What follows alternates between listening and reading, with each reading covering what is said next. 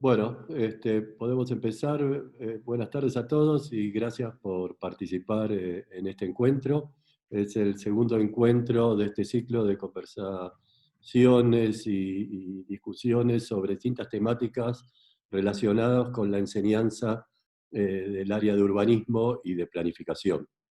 Es una serie de jornadas que son previas al próximo congreso ALEUP FADU.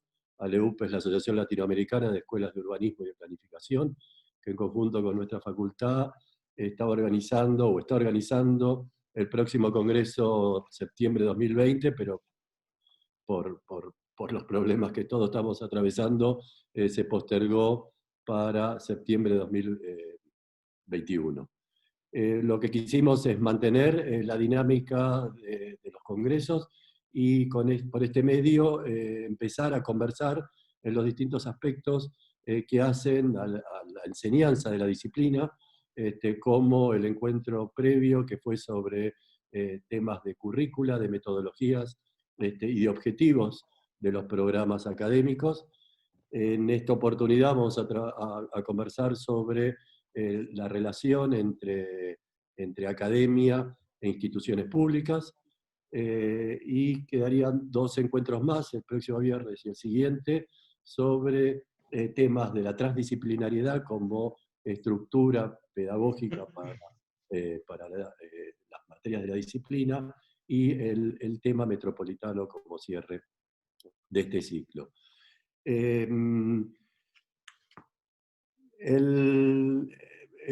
Quisiera solamente tomar unos minutos para agradecer a la facultad, a las autoridades de la FADU, por la oportunidad, a la Secretaría de Investigaciones, al Instituto Superior de Urbanismo, que hicieron todo el esfuerzo para poder llevar adelante este ciclo de eventos, a la LEUP, a la Asociación Latinoamericana de Escuelas de Planificación y Urbanismo, el profesor Juan de Meneutis, a su vicepresidenta, la doctora Magdalena Vicuña, a todos los que participan, al grupo organizador, y esperemos que, igual que el evento pasado, podamos ir sacando conclusiones que puedan servir para la construcción y el fortalecimiento de la enseñanza de la disciplina del urbanismo. En esta oportunidad el moderador va a ser Carlos Colombo, quien es profesor de Arquitectura y Diseño Urbano de la Facultad de Arquitectura de la Universidad de Buenos Aires. Además es profesor de la maestría de Proyecto Urbano de la misma institución, y fue hasta el ciclo pasado, el periodo pasado, subsecretario de Planeamiento del Gobierno de la Ciudad de Buenos Aires. Muchas gracias otra vez, y Carlos, te dejo la palabra. Bueno, gracias Flavio. Buenas tardes a todos. Agradecer a los participantes por acompañarnos en este segundo encuentro, y también a todos los que están en este momento formando parte de este conversatorio. La idea es hoy hablar sobre este segundo eje: academia, administración e instituciones públicas, la academia y la relación con los gobiernos, y bueno, la formación de la academia que tenga proyección en los gobiernos y en sus políticas públicas. Básicamente así sería el abordaje. En principio, bueno, explicar un poco la modalidad de este conversatorio. Les avisamos que estamos grabando en principio. También la idea es que, excepto los participantes, cierren los micrófonos quienes los tengan abiertos. Este video se va a subir por YouTube para hacerlo público, y luego de la participación de los disertantes, que van a ser 15 minutos cada uno, la idea es que vía chat ustedes realicen las preguntas que requieran para enriquecer el debate, y luego, bueno, tener una reflexión y el cierre de este evento. Así que, en principio, son 15 minutos por cada uno de los disertantes, y va a empezar Fabio José Quetlas, que es abogado de la Universidad de Buenos Aires, es magíster en gestión de ciudades de la Universidad de Barcelona, magíster en desarrollo local de la Universidad de Bolonia. Actualmente se desempeña como diputado nacional de la UCR Cambiemos en la provincia de Buenos Aires. Tiene estudios de posgrado en macroeconomía, Centro de Estudios Macroeconómicos, estudios de posgrado en el estudio de la sociedad civil, Universidad de Itela, San Andrés, sedes. Es director de la Maestría de Ciudades de la Universidad de Buenos Aires, articulada entre la Facultad de Ciencias Económicas, la Facultad de Ingeniería, la Facultad de Arquitectura, Diseño y Urbanismo. Es director de Maestría en Desarrollo Territorial de la UTN, entre otras tantas actividades académicas. Posee innumerables publicaciones y artículos. Así que, Fabio, tus 15 minutos.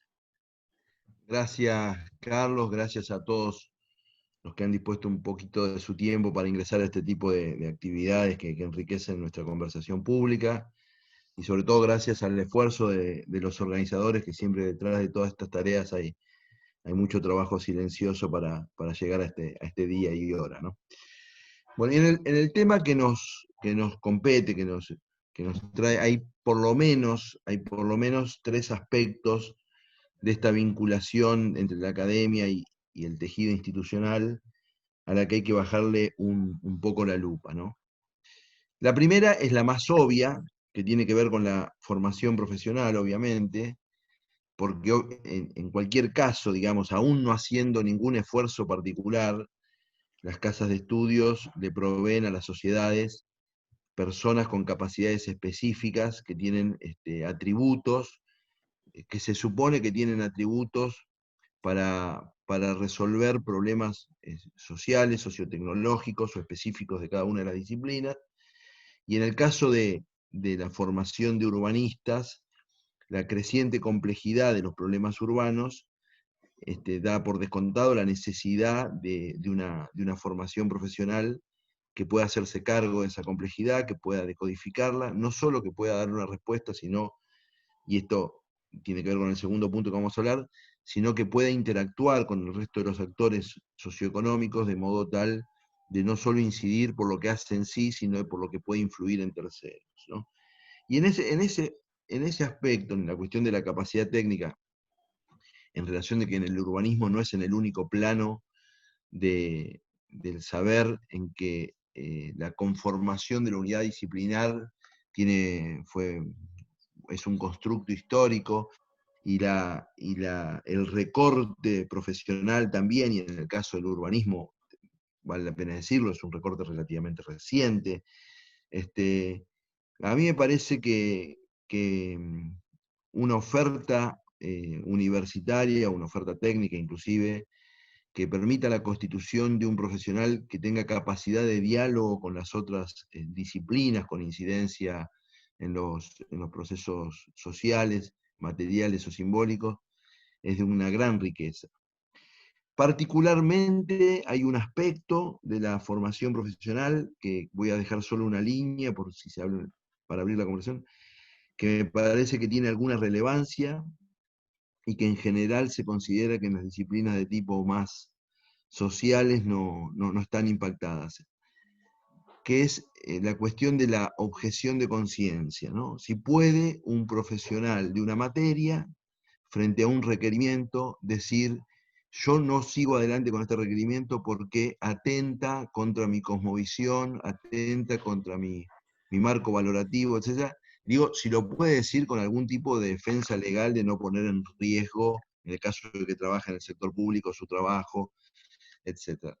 ¿Por qué digo esto? Porque esto que fue una conquista de algunas disciplinas, como la medicina, es decir, bueno, hay un marco legal y yo hay prácticas a las que no voy a llevar adelante porque tengo una visión, etcétera, etcétera, constituye una forma de, no estoy diciendo que lo instituyamos o no, pero constituye una salvaguarda de una cosa que es muy importante en una reunión entre académicos, que es la salvaguarda del principio de independencia reflexiva, digamos, ¿no? Decir, bueno, todo mi bagaje, mi formación, mi mirada y mi criterio merece una salvaguarda, porque si no, no hay cómo hacer crecer la disciplina, no es un problema personal, digamos. Al final el imperium siempre se impone, digamos, lo técnico queda crecientemente desplazado. Es un tema que pongo en la conversación. Yo creo que entre las instituciones académicas y el territorio, la formación de profesionales con una cabeza amplia, de profesionales dialogales, de profesionales que enriquezcan las respuestas. El segundo vínculo, que es derivado del primero, pero que no es estrictamente el mismo, es, no hay ninguna manera, o pareciera que es mucho más difícil, no sé si no hay ninguna manera, de explorar la frontera del conocimiento, de ir un poco más allá, de animarse a construir con un material nuevo, de revisar una tecnología, etc. O sea, no hay posibilidad de generar una vanguardia y estamos condenados a reciclarnos repetitivamente si no ponemos en circulación discursos profesionales con discursos profesionales constituidos, digamos. Entonces, siempre haríamos las casas de la misma manera, siempre haríamos ciudad de la misma manera, etc. Si no generamos un espacio, o sea, la constitución de una vanguardia que pueda hacer dialogar a la técnica con las necesidades sociales, que pueda hacer dialogar a los distintos actores, que pueda poner en crisis las cosas que se hicieron como se hicieron siempre, etc. Sí, o sea, la historia avanzó sin formaciones profesionales, pero quiero decir, es muy estimulante para la ruptura, para una visión no tradicionalista, inclusive para el pluralismo, digamos, en las respuestas, y ese sería el segundo rol, es muy estimulante la existencia de un cuerpo profesional, ¿no? que ocupe lugares en empresas, en la sociedad civil, en el Estado, etcétera, y introduzca miradas, introduzca criterios, etc.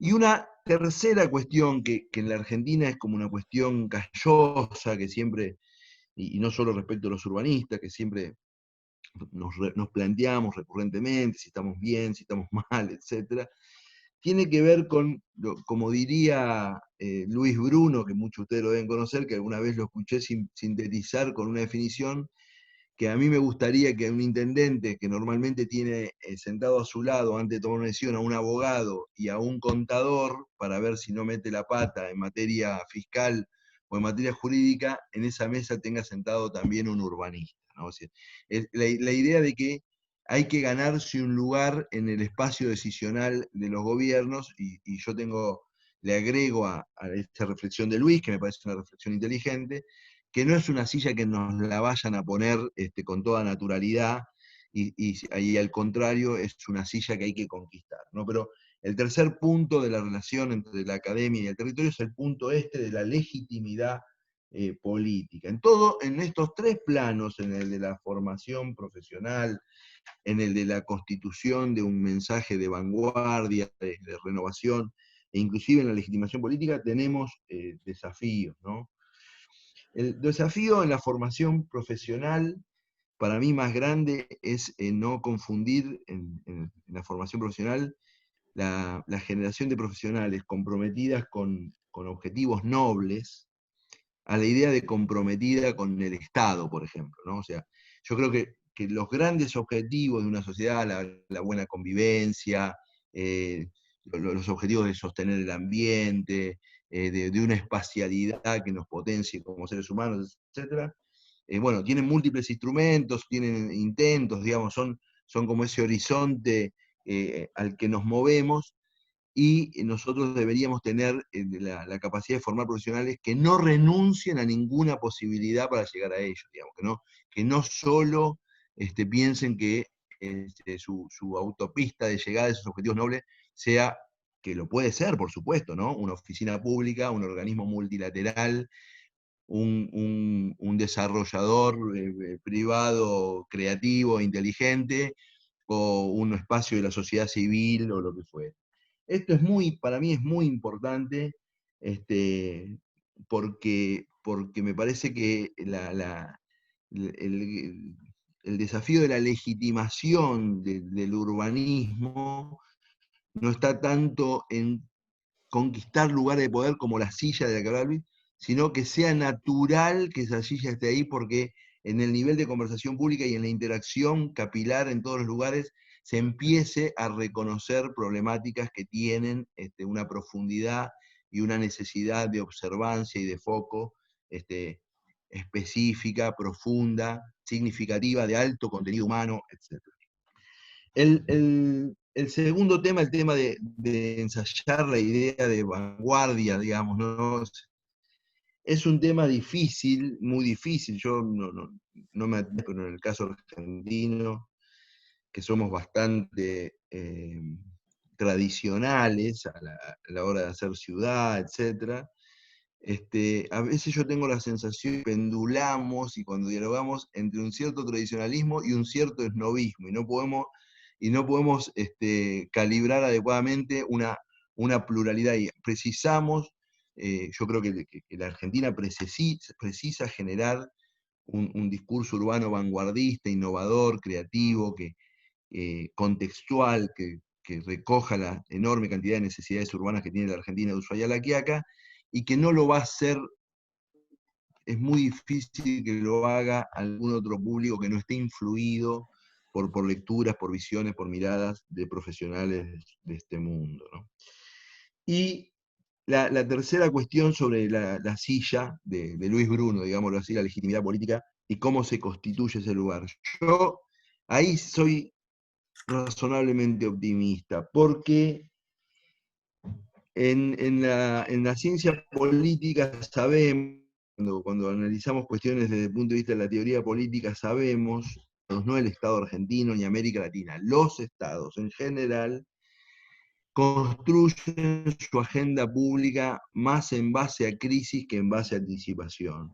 Inclusive eso está modelado, y hay estudios de que más o menos el 85% de la agenda pública de los estados tiene que ver con la crisis. O sea que los sistemas políticos son sensibles a las crisis, digamos, ¿no? Entonces, no sé, pasa lo de Fukushima y a los 15 días después Alemania decide suspender su programa nuclear, digamos. No lo decide 15 días antes de lo de Fukushima, lo decide 15 días después, digamos. O sea, en general el sistema político se mueve bajo los inputs de una realidad que es muy caótica, y la crisis es más movilizante de la respuesta pública que el pensamiento predictivo.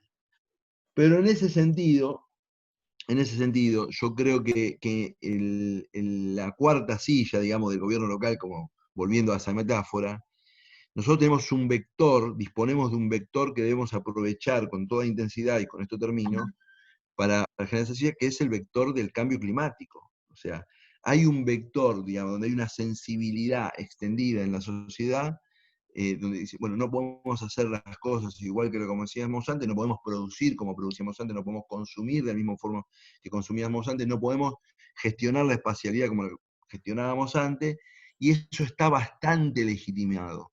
Y entonces yo tengo la sensación de que hay que subirse, para terminar de legitimar nuestra instalación, a una idea de que en este momento, digamos, como un momentum histórico, corresponde una mirada profesional para gestionar una espacialidad vinculada a un tema que está en situación de crisis, y por lo tanto nos habilita un ingreso más rápido a las instituciones, al marco decisional, etc. Por último, todo esto son pensamientos en borrador.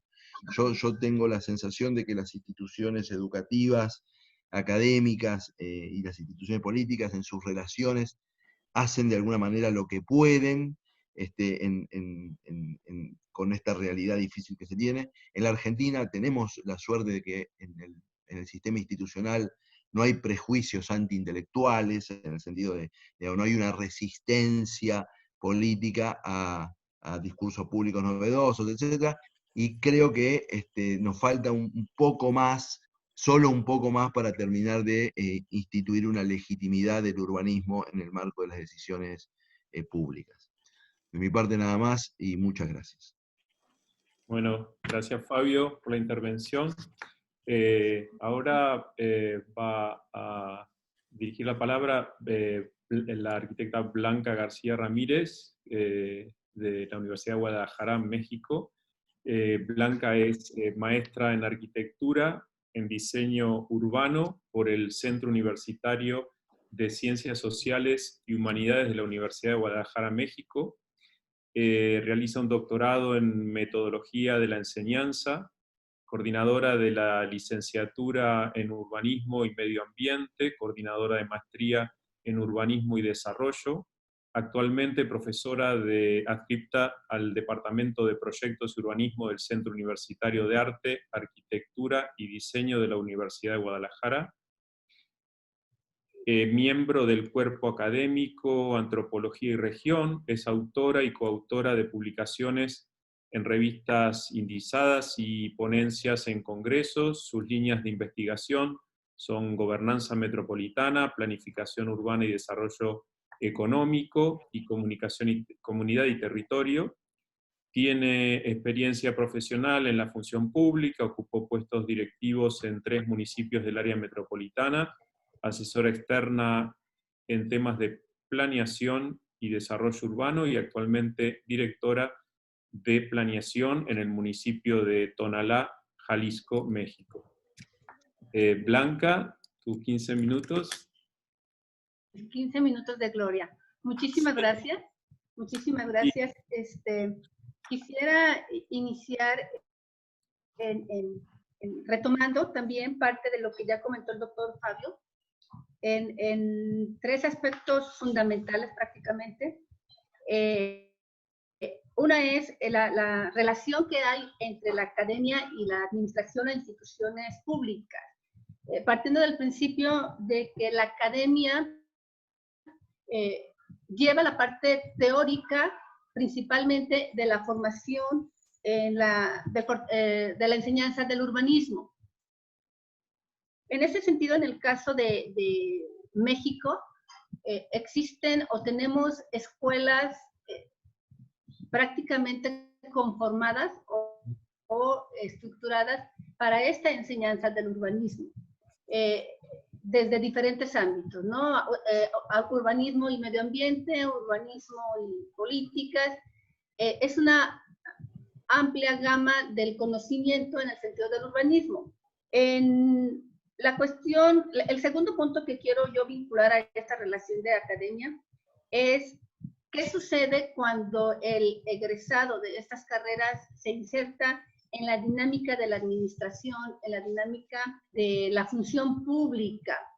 Bueno, la teoría o los conocimientos aprendidos en este proceso de enseñanza, pues realmente sí surge o sí surten un efecto a la hora de aplicarlos en una realidad como es la función pública. El problema sería qué tan actualizados estamos en el ejercicio de este conocimiento en lo que lleva en su práctica profesional. En el caso de la Universidad de Guadalajara, específicamente de la licenciatura en Urbanística y Medio Ambiente, hay que partir del principio que la universidad es una institución pública, y esta formación del urbanista a la fecha, podemos decir que es una licenciatura joven, pero a la fecha tiene un mecanismo de inserción muy fuerte en los espacios, en las sillas, como mencionaba el doctor Fabio, en esa legitimidad política, en esa toma de decisiones. Es un esfuerzo que por un lado ha surgido de la vinculación que tiene la academia con las instituciones públicas. Es un trabajo construido, por un lado, y por otro lado también es el perfil de los formadores de estos urbanismos, que son facilitadores de estos procesos. Esto es en cuanto a su inserción como expertos en urbanismo en lo que viene siendo las instituciones públicas. Hay algo que a mí en lo personal, podríamos decir que por la experiencia que tenemos, ¿qué sucede cuando se insertan estos profesionales del urbanismo en los ámbitos de la función pública? La función pública tiene una característica y es tener la capacidad de dar respuesta en tiempos y en forma a la problemática de ciudad. Y para eso, en teoría, debería de estar el urbanista. O sea, responder en tiempo y en forma y de manera eficiente, no nada más en tiempo y en forma, sino de manera eficiente. Existe podríamos decirlo, una etapa de transición entre lo que se aprendió en la academia, poderlo realmente hacer el clic con lo que te demanda las instituciones y lo que te manda la administración pública. ¿Por qué? Porque, bueno, para empezar y por lógica, son dos instancias diferentes. Son dos instancias diferentes. En la formación del urbanista lo que hemos hecho es, y la ventaja que tiene en este caso con la Universidad de Guadalajara, es que es una formación teórico-práctica. Y eso ha ayudado muchísimo al profesionista a la hora de insertarse en las dinámicas administrativas. El reto que yo veo en este momento, y que, bueno, si hay algo que nos ha dejado la experiencia de lo que estamos viviendo ahorita desde la función pública respecto a la pandemia, y que no lo puedo dejar de lado, es que las instituciones, por un lado, las instituciones desde la función pública, tenemos que ser resilientes, o sea, dar respuesta a situaciones que no estaban previstas. Y lo tenemos que dar de manera rápida y de manera bien. Y la temporalidad juega un papel importante en esta función. ¿Por qué? Porque los tiempos, o sea, ya no existen los tiempos a mediano plazo o a largo plazo. Tienen que ser cualquier respuesta a corto plazo. Y esto nos lleva también a replantear o repensar los procesos académicos. ¿Por qué? Porque, bueno, para empezar, la formación, independientemente de la figura de quien estemos hablando, la formación académica, nosotros tuvimos un proceso de corte en esa formación académica de manera presencial y lo tuvimos que hacer virtual. Y tuvimos que dar una respuesta inmediata también, porque son procesos que no pueden parar. Pero esto nos llevó a vincular de manera transversal lo que sucede con la función pública y lo que sucede con la administración pública. De aquí la importancia que tenemos en esa búsqueda que, como usted bien mencionaba al principio, de cómo fortalecer la enseñanza del urbanismo desde las realidades que estamos viviendo, desde estos ámbitos académicos, públicos y académicos, públicos y administrativos. El otro punto que quiero señalar es la cuestión de cómo desde la academia podemos vincular estos procesos de respuesta rápida de una manera eficiente, pensando en que estos estudiantes se van a insertar a una dinámica, ya sea en la administración pública o en la administración privada, y que ahí entraría esta parte de legitimidad política. Al final, espero no sonar muy drástica o muy mal, al final el proceso de enseñanza-aprendizaje tiene un gran sentido de política.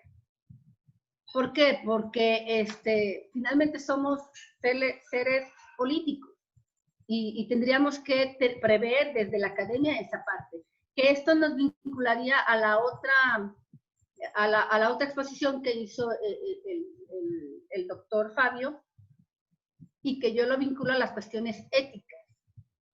La academia tiene la responsabilidad también, independientemente de la formación que traiga el estudiante, tiene la responsabilidad también de formar para saber ser.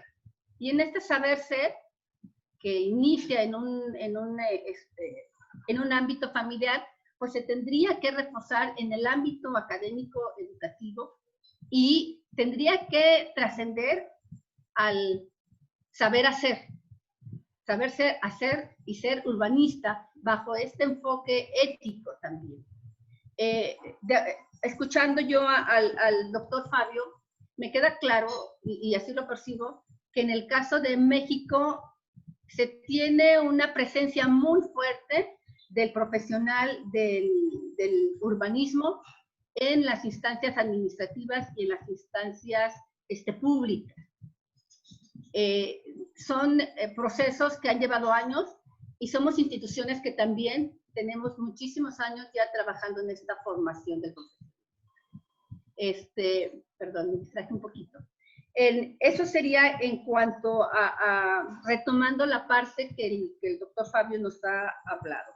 Sin embargo, no quiero dejar de lado la importancia de repensar estos procesos y estas vinculaciones dado los tiempos actuales. Si hay algo que nos ha dejado, como ya lo mencionaba, esta experiencia de pandemia ha sido precisamente que nos lleva a repensar cómo resolver y qué proponer para continuar una vida tanto académica como administrativa e institucional en estos tiempos. Y que sería un tema de discusión desde las academias. En el caso de nosotros nos ha llevado a ponerlo ya sobre la mesa, ambos temas, desde la academia y desde la cuestión administrativa. Cómo resolver esta problemática que tiene que ver mucho con las cuestiones urbanas, pero también tiene que ver mucho con la profesionalización del que estamos sujetos. Sí. Pues creo que yo espero no pasarme de tiempo, doctor, porque soy muy, muy cuidadosa, tengo mi cronómetro aquí. Para mí, esas serían prácticamente los grandes temas, retomando esta parte de academia y administración. No perder de vista que lo teórico tiene que tener un fundamento de respuesta a las cuestiones de la vida cotidiana. Y la vida cotidiana realmente es donde ponemos a prueba qué tan bien o mal preparados salimos o estamos como urbanistas para este tema en particular. Pero bueno, se abre a profesionistas en temas generales, ¿no? Y ahí sí sería responsabilidad de las academias el logro de estos objetivos, de estas respuestas en tiempo, de manera eficiente y de manera eficaz. Creo que ya estoy en tiempo límite, doctor, y quedo a sus órdenes. Sí, no hay problema con el tiempo, puedes redondear si quieres, no somos tan estrictos. Quedaría sujeta para la segunda fase de conversar, que eso creo que es lo importante también, abrir el tiempo para intercambiar y conversar ya con el conocimiento de cada uno de nosotros. Okay. Doctor. Sí. Bueno, entonces ahora pasamos al tercer panelista, que es Alfredo Garay.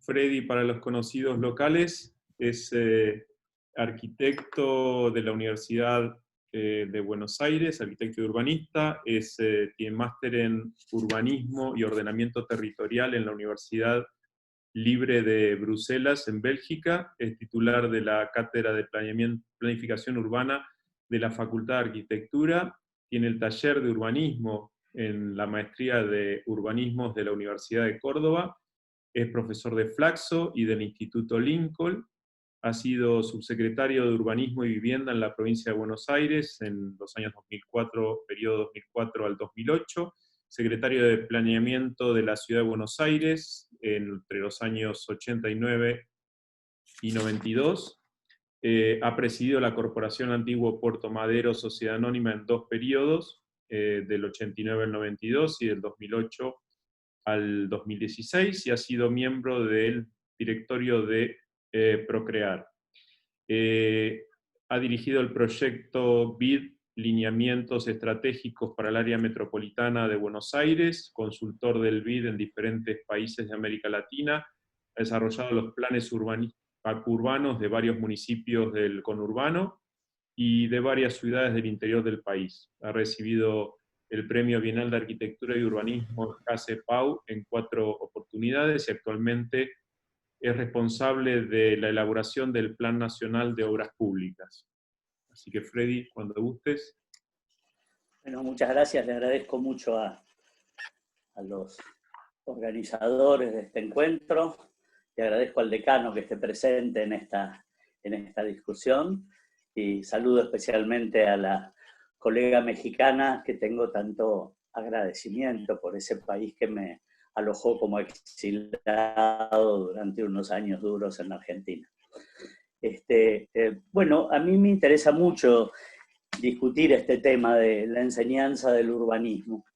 En primer lugar, me gustaría hacer una diferenciación de cómo entendemos esto de la enseñanza del urbanismo, porque hay como un primer nivel que es la discusión sobre si debe haber una carrera de licenciatura para el urbanismo. Y en esto asumo haber, digamos, formado parte, tomado el compromiso de organizar una licenciatura en urbanismo en la Universidad General Sarmiento, y la verdad que estoy muy orgulloso de esa experiencia. O sea, ya tiene muchos años de funcionando esa carrera, y la verdad que lo que habíamos pensado al principio como un problema de cómo generar gente que comprenda el problema del suburbio para ser operativos en municipios suburbanos, nos encontramos con que los estudiantes, digamos, no solo se ocupan del suburbio, se ocupan de temas nacionales y se ocupan de temas internacionales, dado el maravilloso nivel, digamos, que han alcanzado, digamos, como profesionales. Es decir, defiendo esa posibilidad y la defiendo ahora en la Facultad de Arquitectura, donde está en discusión justamente la posibilidad de organizar una carrera de urbanismo. Creo que el proceso va un poco lento, podría ir más rápido, pero digamos, me parece que hay como la decisión de llevarlo adelante. La segunda instancia aparecería como la enseñanza del urbanismo como posgrado, que fue un poco lo que tradicionalmente ha pasado, ¿no? Es decir, que hay una formación básica en distintas carreras y después aparecen cursos de posgrado. En Argentina tomó la delantera la Facultad de Arquitectura en esto, pero hay actualmente posgrados también en geografía, en ingeniería, digamos, y en otras carreras. Lo que genera eso es, digamos, un personal más sofisticado. En términos municipales diríamos más caro. Y por lo tanto, digamos, de más difícil acceso, digamos, desde las problemáticas más inmediatas que es necesario atender, ¿no? Hoy en los municipios pobres y grandes, digamos, que forman parte de la mayoría de los municipios problemáticos del país, es difícil tener equipos multidisciplinarios como los que siempre estamos ambicionando en los planes de urbanismo. Y, digamos, la verdad que vendría bien que cada intendente tenga sentado en su silla, como tiene el abogado y al contador, digamos, a un profesional formado en esto. Sobre esto podemos decir que ha habido un progreso importante. Si nosotros miramos en la década del 70, casi todos los secretarios de obras públicas eran ingenieros. Y yo me acuerdo cuando estaba el secretario de Planeamiento de la provincia, reunía a los secretarios de obras públicas del Gran Buenos Aires y más de la mitad habían sido alumnos en la carrera de grado de arquitectura, ¿no? Es decir, había habido como una sustitución de los arquitectos por los ingenieros. Y la pregunta es ¿por qué había pasado esto? Y en esto creo que los ingenieros, en su afán de promover la especialización, digamos, de ser muy específico en las ramas de la ingeniería, fueron achicando poco a poco su campo de actuación. En cambio, la Facultad de Arquitectura, que fue una facultad muy politizada, digamos, justamente le abrió la cabeza a los estudiantes a entrar en problemas sociales, a discutir economía, a discutir otras cosas que le daban una percepción mucho más grande de los movimientos sociales y la atención de los problemas que tenía que atender, digamos, en un municipio. Así que, en este sentido, aparece también una dimensión, que es cómo es la formación de grado del urbanismo en carreras que no están especializadas en urbanismo, ¿no? Es decir, como es el caso de arquitectura, sociología, menor medida geografía, no porque no se dediquen al urbanismo, sino porque a lo mejor es más específicamente, digamos, su campo, en derecho, en economía, ¿no? El otro día justamente me invitaron a un panel de abogados que están con un gran descubrimiento de lo que es el derecho urbano y cómo es su manera de participar, digamos, respecto de temas específicos, ¿no? O sea, que tienen que ver con el urbanismo. En ese sentido podemos decir que la formación en las otras disciplinas sobre el tema urbano es muy sesgada. Por ejemplo, los arquitectos, que después dicen tener competencias en urbanismo, y de hecho, digamos, legalmente las tienen, no tienen en la formación en la carrera una materia de economía, ni una materia de ciencias políticas, ni una materia de sociología, digamos, consistente. Y lo específico de urbanismo tienen un curso en toda la carrera. Esto si no consideramos que el curso de proyecto urbano es un curso de urbanismo, que la verdad lo podríamos discutir porque en gran medida es como un diseño suplementario, digamos, ¿no? Es decir, las mismas lógicas del diseño muchas veces son las que se proyectan en el curso de proyecto urbano. Entonces, bueno, ahí hay un primer tema, es decir, yo creo que tenemos que producir avances en la posibilidad de tener una carrera, en lo que significa la currícula de urbanismo, lo que llama, digamos, en la carrera, la U de urbanismo en la FADU, ¿no? Digamos, con un componente importante, digamos, de los contenidos de la carrera, y también, digamos, cómo es esta relación con los posgrados. La segunda cuestión tiene que ver con el aporte de la universidad al desarrollo de la disciplina, y sobre todo en su dimensión de ciencia aplicada, es decir, hasta dónde la investigación que se va desarrollando en la universidad realmente desarrolla herramientas útiles para, digamos, el ejercicio del urbanismo. Y sobre eso tengo un punto que me preocupa especialmente. Cuando miramos, digamos, el urbanismo como producto, es decir, cuántos son los intendentes que están dispuestos a pagar un plan de urbanismo, digamos, nos encontramos un universo bastante reducido. En general, digamos, son pocos los intendentes que realmente sientan la necesidad de tener un plan urbano.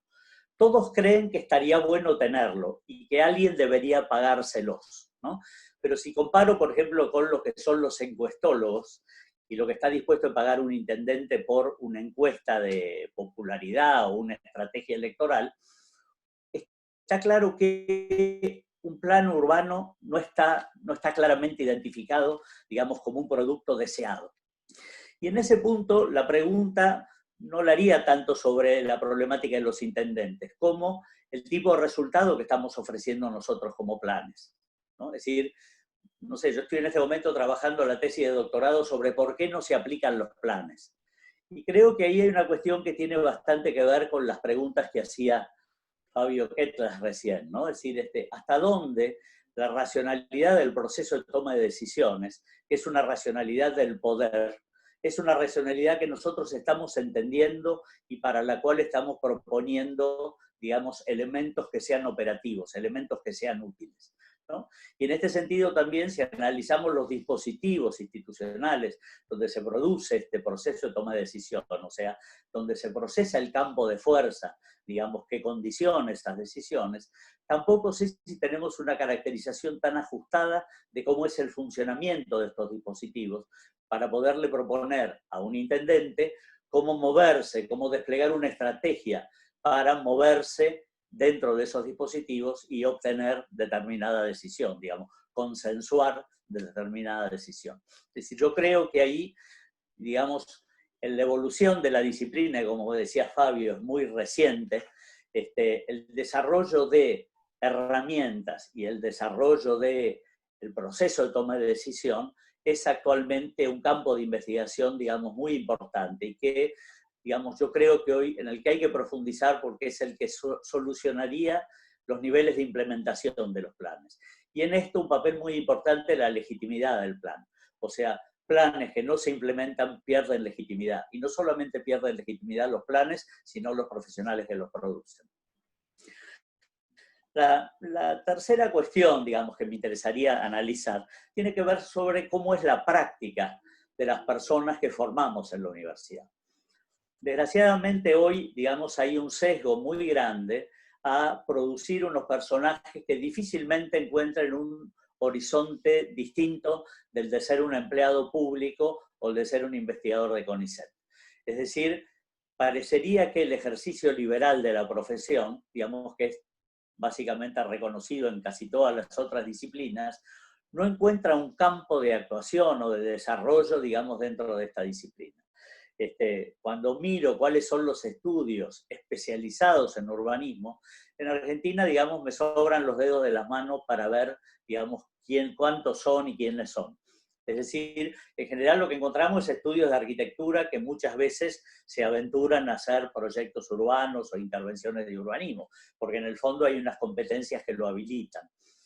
Y en general lo que encontramos como cuestión más definitoria son grandes firmas consultoras, en general de ingeniería, que hacen obras hidroeléctricas, etcétera, y que subcontratan urbanismo para el desarrollo de ciertos planes, ¿no? Es decir, la razón tiene mucho que ver con la manera como se licitan los planes de urbanismo, es decir, sobre todo cuando los que financian, que es la mayoría de los casos, son organismos multinacionales, multilaterales de crédito, que en general piden una serie de garantías a las firmas que van a elaborar los planes, que solo pueden reunir las grandes consultoras, y muchas veces las grandes consultoras internacionales, bueno, que convierten a los profesionales en urbanismo en unos contratados freelance, digamos, de las grandes firmas constructoras.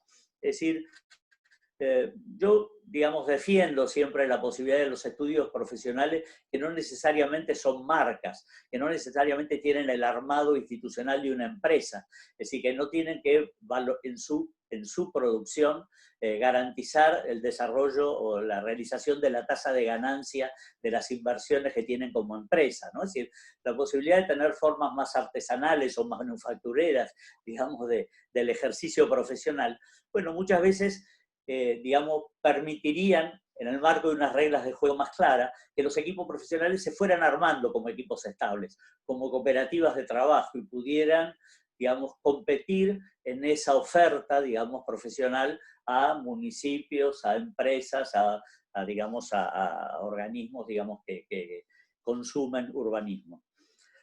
Sobre esto hay un punto que me parece importante, lo que decía Fabio, y que, bueno, por ahí a lo mejor suscita una pequeña polémica.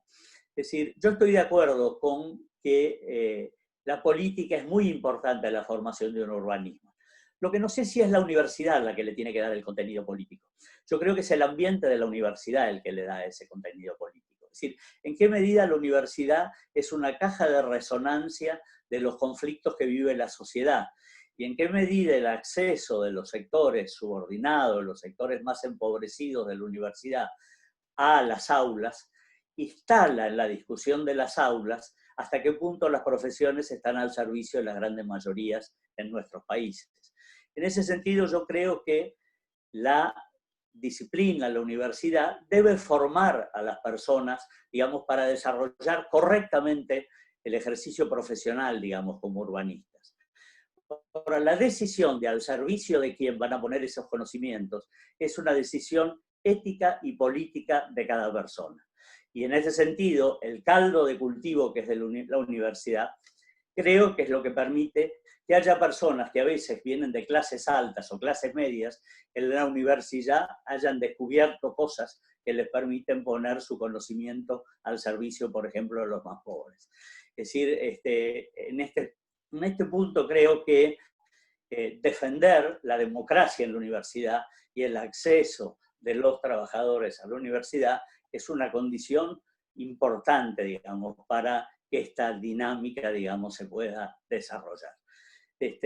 No sé, habría muchas cosas más para decir, pero no quiero exagerar, digamos, con el tiempo que me habían concedido.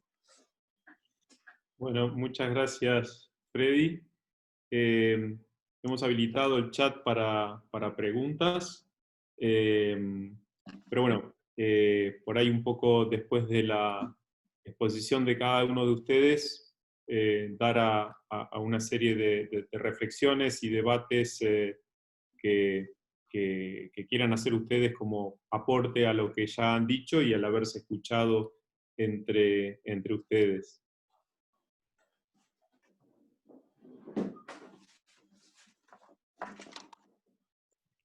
Ahí, Blanca. Carlos, hay una pregunta concreta en el chat. Exacto. Sí. Bueno, voy a empezar yo. Las municipalidades, la Argentina tiene 2.300 municipalidades, desde La Matanza, para poner volúmenes demográficos, digamos, hasta Balcheta con 7.000 habitantes. O sea, no podemos hacer una generalización de qué pueden y qué no pueden las municipalidades, porque hay hoy liderazgos municipales en la Argentina que tienen trascendencia nacional, o sea, ser intendente de Loma de Zamora o de La Matanza, o de la ciudad de Rosario, etcétera, tiene una trascendencia nacional, y hay intendentes que ejercen una verdadera intendencia en términos de una administración doméstica de lo próximo, en entornos urbanos de baja complejidad, etcétera. O sea que es un universo muy, muy desequilibrado. Todos, en general, todos necesitan algún tipo de calificación profesional. Coincido en un punto que yo sobre lo cual no había pensado, pero en un punto que señaló Freddy, que ahí se muestra el rodaje, de que hay que formar una cantidad de profesionales que estén accesibles también, ¿no? Ese profesional de posgrado que parece, bueno, que no está accesible porque tenemos un montón de localidades de 20.000, 30.000, 40.000 habitantes que precisan asesoramiento profesional, y pareciera ser que hay una distancia ahí entre la formación de posgrado y esas realidades en localidades. En el caso argentino, voy a hablar del caso argentino porque es el que conozco, que una vez saliendo de las áreas metropolitanas, a veces uno se encuentra con ciudades que no tienen enormes patologías urbanas, pero que una mirada profesional le mejoraría mucho las cosas prospectivamente, y que uno siente cómo puede pasar que acá no esté linkeado eso, ¿no?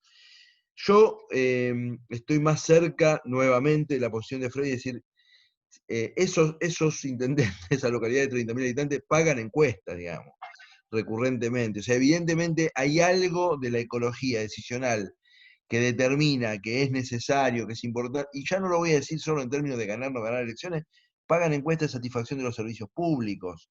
O sea, no lo voy a poner en términos peyorativos, lo que quiero decir, digamos, ¿no? Pero acceden a otros universos profesionales pagando, y son más reacios a pagar el servicio profesional de urbanismo, para decirlo genéricamente. A mí me parece que ahí nos corresponde, no sé cómo formularlo adecuadamente, estoy de vuelta, no es algo que lo tenía preparado, esto que voy a decir.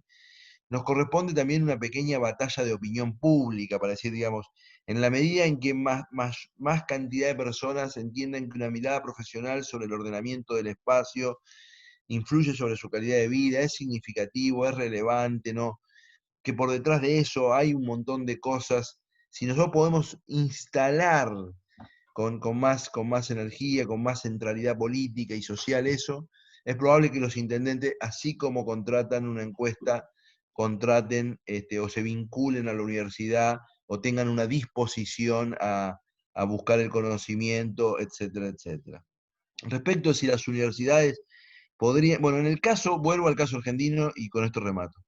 En el caso argentino nosotros tenemos una ventaja que como es implícita no nos damos cuenta, pero que me parece que vale la pena señalarse, que el nivel de legitimidad que tiene la universidad y el nivel de accesibilidad, digamos, aún en los sectores populares, etcétera, todo el mundo tiene algún amigo, un conocido, el primo, el sobrino que fue a la universidad, que vino, que entró, que no terminó, que dejó, pero que fue, que no se lo ve como un lugar inaccesible, ni mucho menos. La universidad tiene condiciones para producir acercamientos, etcétera. Lo que pasa es como todo, si eso no es parte de no es sostenido, no es instituido como una dinámica de transferencia, etcétera, termina siendo una anécdota.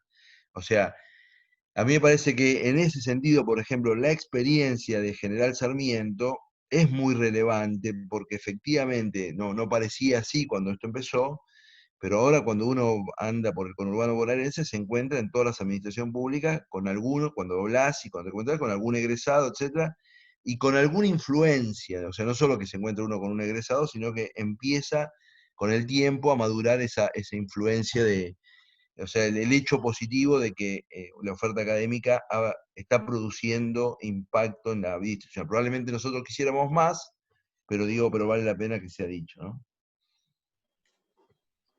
Bueno, gracias, Fabio. La pregunta en realidad era para los tres panelistas. La reitero por si alguien no leyó el chat.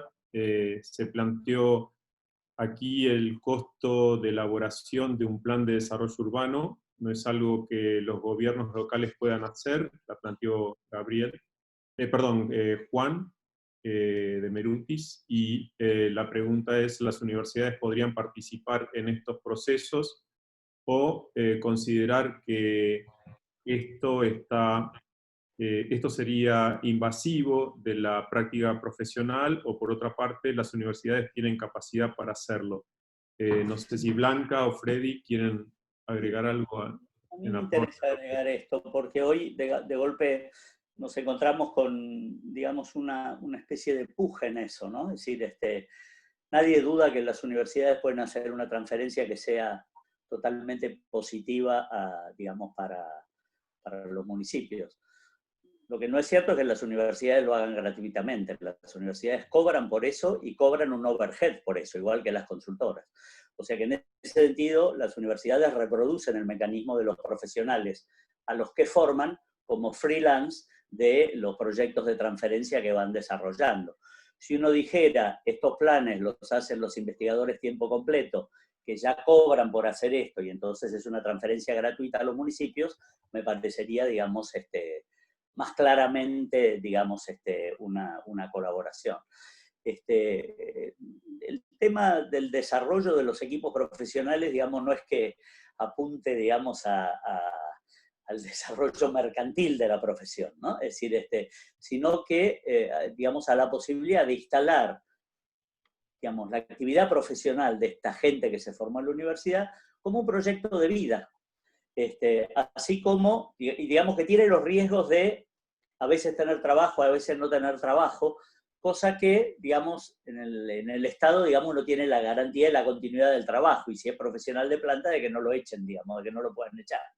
Es decir, digamos, yo creo que esto es válido, y a la vez abre una perspectiva, un poco en la línea de lo que decía Fabio, que me parece interesante reconocer, que si aceptamos que el cliente, o que digamos, la entidad a la que pone al servicio este profesional, digamos, sus conocimientos, supone una opción, es decir, y en este sentido es válida esa opción si tiene una objeción de conciencia respecto a alguno de los contratantes posibles. Si nosotros, a veces pasa, por ejemplo, en un municipio que se está discutiendo un plan de sector, y aparece un desarrollador inmobiliario con, llamémosle, su urbanista, ¿no? Aparece una ONG con un grupo de estudiantes que los acompañan, qué sé yo, que son su urbanista. Y aparece el municipio con su urbanista. Lo que sucede es que entonces la discusión incluye esta intermediación. Y esta intermediación permite agregar un grado de racionalidad a la discusión. Permitir, digamos, una negociación. Es decir, y en este sentido mejora la calidad de la discusión. O sea, a mí no me preocupa asumir que hay urbanistas que van a trabajar para los grandes desarrolladores inmobiliarios. Es su opción.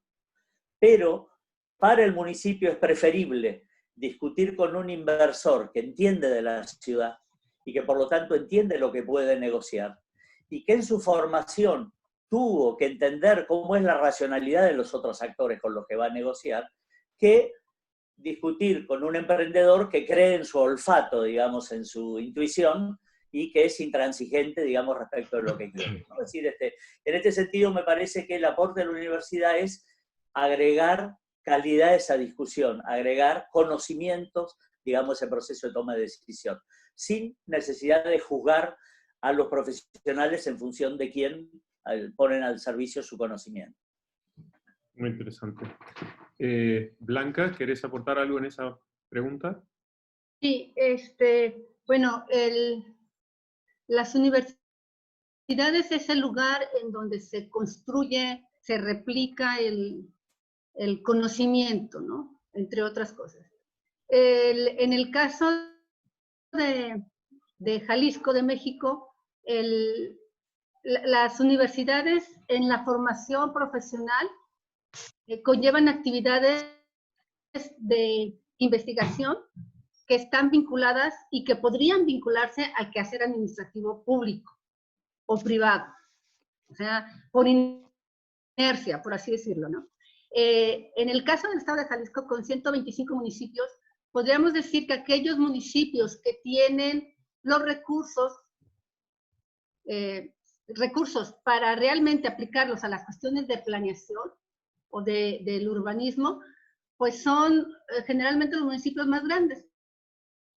De los 125 municipios que tiene Jalisco, voy a dejarlo así, podríamos decir que 20 están en estas condiciones. El resto son municipios que por su tamaño y sus recursos, su presupuesto económico y demás, pues tienen otras prioridades, tienen otras en cuestión de la aplicación de los recursos. Sin embargo, la universidad tiene una parte, un compromiso social, sobre todo porque es pública, en coadyuvar con estos territorios, desde su conocimiento, desde su formación, por un lado. Y por otro lado, estoy de acuerdo en que sí debe de generarse un recurso para el pago de este conocimiento aterrizado en un instrumento de planeación o de regulación del suelo. En la formación del urbanista no es, por un lado, no es unidireccional. El urbanista tiene una formación transversal y esa misma transversalidad es lo que le da la oportunidad desde la academia a poder participar, a poder, no lo quiero poner como regalar, a aportar en este ámbito de compromiso social a los municipios o al Estado. Este conocimiento que de una u otra manera ya lo está generando. Es un conocimiento que la misma formación hace que se genere casi en automático. ¿Por qué no vincularlo a estos municipios con estos requerimientos en el proceso de formación? Ya en la vida profesional cada vez tiene más presencia en el ámbito, en todos los ámbitos de gobierno, desde lo local, hablando del municipio, hasta el estatal o federal. ¿Qué influye? Yo creo que influye mucho esa formación que estamos haciendo del profesionista y del nivel de capacidad que tenga el urbanista y de preparación también. Y ahí sí entra el compromiso que tenemos como formadores de estos profesionistas, que al final no es un solo tema, no es una formación unilateral ni unidireccional, es una formación transversal con efectos en el territorio. Esa sería mi intervención. Bueno, muchas gracias. Hay una pregunta de Gonzalo Martín Echegorri y es para Fabio. ¿Cómo podría en práctica la objeción de conciencia y cómo penalizaría a los profesionales que la incumplan? Hace algunos años trabajé en un proyecto respecto de la ingeniería, en este sentido, ¿no? Vuelvo sobre un punto. Esto tiene ventajas y desventajas porque el punto de referencia para objetar algo es un conocimiento que se considera canónico, o sea, una práctica que se considera buena práctica. Entonces, en la medicina, por ejemplo, no sé, lavarse las manos adecuadamente antes de intervenir en un proceso quirúrgico es universalmente reconocido como una buena práctica, y si no te la lavás en una situación de no urgencia, infectás a la persona, es una mala práctica. Está claro ahí. Ahora, hay algunas prácticas legalmente aceptadas que alguien la puede considerar lesivas respecto de sus valores o sus visiones. Y entonces él dice, bueno, mira, están legalmente aceptadas, pero están en contradicción con mi visión de las cosas. Supongamos, el caso más típico que se pone como ejemplo es el caso del aborto, en los países que está legislado, donde hay permiso en instituciones públicas a veces, en algunos países, para objetar. ¿Cuál es la idea importante respecto de esto? Si uno considera que hay buenas prácticas urbanas, por ejemplo, la universalización de los servicios públicos de integración comunitaria, es decir, no se puede habilitar un barrio si no tiene estos X servicios públicos, porque la condición de habilitar ese uso de suelo es una condición de subciudadanía, y entonces es lesivo contra un principio canónico, uno debería poder objetar, digamos, ¿no? Esto es una idea globalmente planteada por mí, y lo pongo de manera provocativa. Lo que quiero decir es que las profesiones que llegaron a algún lugar de poder discutir que los sujetos que ejercen esa profesión tengan salvaguardas respecto de la posibilidad de ser impuestos, es porque se ubicaron en un lugar de jerarquía social, digamos. Es decir, no le podés obligar a un médico que piensa esto a hacer esto. O no le podés... Entonces a mí me parece que lo pongo como, por eso es un comentario provocativo, digamos, hasta qué punto nosotros no podemos instituir o tratar de instituir un concepto de buenas prácticas en términos de la construcción de ciudad, está asociada a la idea de ciudadanía, y por ejemplo, no está bien que nosotros condenemos a personas a vivir en un basural porque no está diseñado, o vivir, no sé, porque no hay una planta de tratamiento de líquidos cloacales adecuada para el volumen urbano sobre el que vamos a intervenir, lo que fuera. Lo que me parece es, ¿por qué resalto esto? Porque me parece que estamos en una etapa, si levantamos la lupa, de maduración, de crecimiento, de instalación, quizás si uno lo ve en perspectiva dentro de 30 años, de nuestra disciplina, y está bueno que el pensamiento urbano gane un lugar de reconocimiento, de valoración, de cuidado, y sea este el instrumento u otro, ¿no? Okay. Creo que Freddy... Sí. Sí, me gustaría opinar sobre este tema. Pues la objeción de conciencia siempre se presenta como una opción individual, ¿no? Es decir, como un límite ético individual, que en realidad se presenta frente al peligro de perder un empleo por no someterse, digamos, a las decisiones de un patrón, ¿no? O sea, a veces el Estado o un político. Yo en ese sentido soy más amigo y me parece que tiene más relación con la jerarquía de la carrera, la noción de responsabilidad civil. O sea, digamos, hoy en día los planes de urbanismo no suponen responsabilidad civil. Y hay veces que decisiones de urbanismo, digamos, generan enormes catástrofes, ¿no? Es decir, de todo tipo de catástrofes, ambientales, sociales, procesos de discriminación, ¿no? Es decir, y en ese punto, cuando nosotros miramos las competencias, por ejemplo, para tener la carrera de urbanismo, la gran observación que en general nos hacen es si genera competencias que supongan responsabilidad civil, como arquitectura, ingeniería o medicina, ¿no? Que incluso genera una jerarquía de carreras, o sea, parecería que las carreras que generan responsabilidad civil son como más consistentes que las otras que son, digamos, como una especie de erudición, digamos, de acumulación de conocimientos, pero que no tiene efectos prácticos sobre la realidad.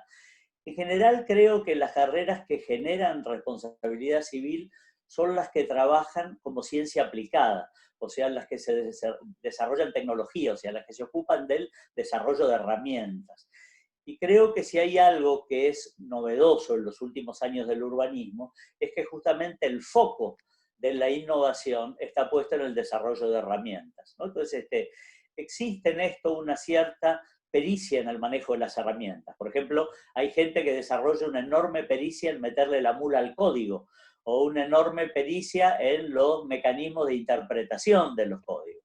Y hay una economía, digamos, por atrás de eso, formal o informal. Entonces yo creo que en eso hay responsabilidad civil. Entonces, por ejemplo, el que no haya jurisprudencia sobre los mecanismos de interpretación de los códigos, no haya una especie de ¿cómo se llama a los abogados? Una sistematización de los fallos, ¿no? Es decir, muchas veces se encubren las interpretaciones arbitrarias y en este sentido no hay una responsabilidad civil que alguien pueda, digamos, tomar, digamos, enunciar como defensa de la sociedad frente a la mala praxis, ¿no? Entonces, me parece en ese sentido que también el tema supone asumir las responsabilidades de la profesión.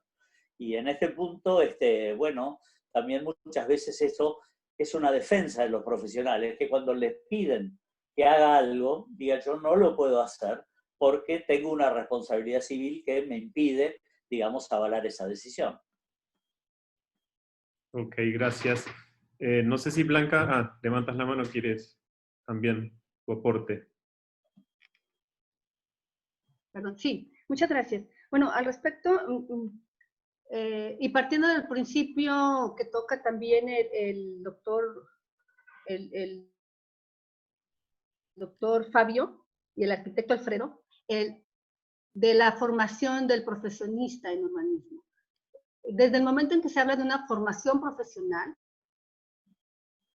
y que llámese licenciatura o carrera, o como se llame desde el ámbito en el que se ejerce, existe una regulación, lo voy a poner así, una regulación para la post-formación, que son, en el caso de México, los colegios de profesionistas. Y esto los vinculan a la formación,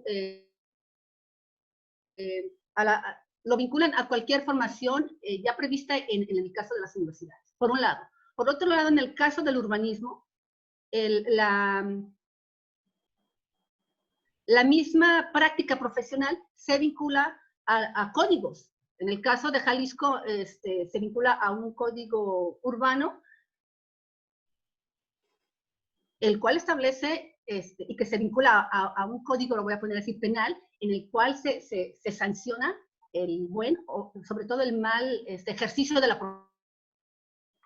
profesión, ¿no? Entonces, sí existe un marco desde la profesionalización. Por un lado tenemos los colegios y por otro lado tenemos el marco jurídico. Y bueno, yo creo que esto es para todos en el caso de Argentina y de a nivel internacional.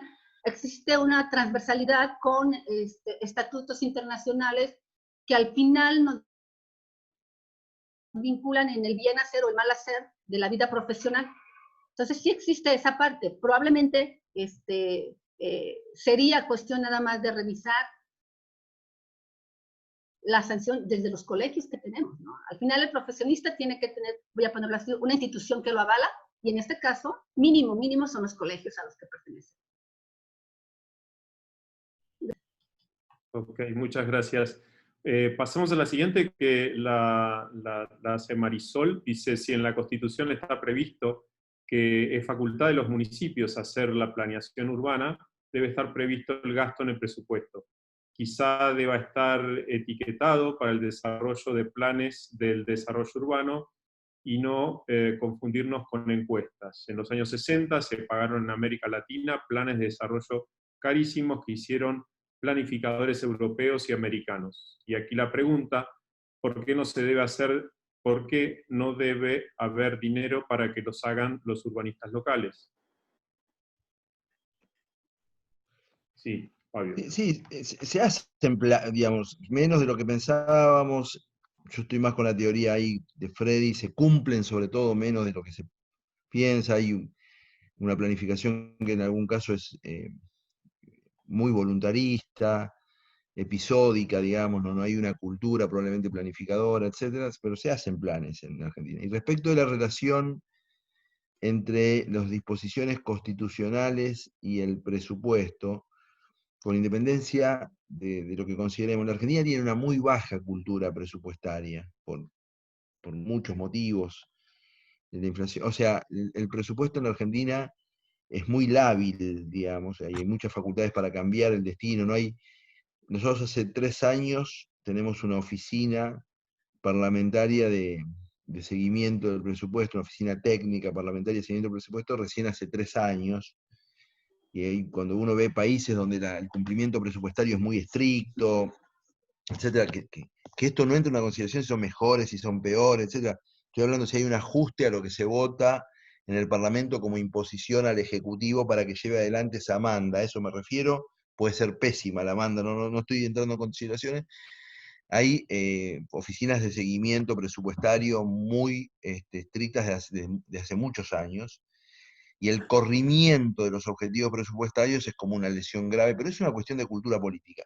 Nosotros, yo creo que muy influido en ese sentido por el proceso inflacionario, tenemos una baja tradición presupuestaria y no estaría inclusive descartado, voy a darle una mala noticia a la que hizo la pregunta, de que se le cargue una partida importante en el presupuesto y después no se ejecute o se subejecute, etc. O sea, primero, Argentina debería recuperar una cultura presupuestaria para terminar de efectivamente linkear entre los objetivos establecidos en la Constitución y en las leyes y los esfuerzos públicos fiscales en la materia.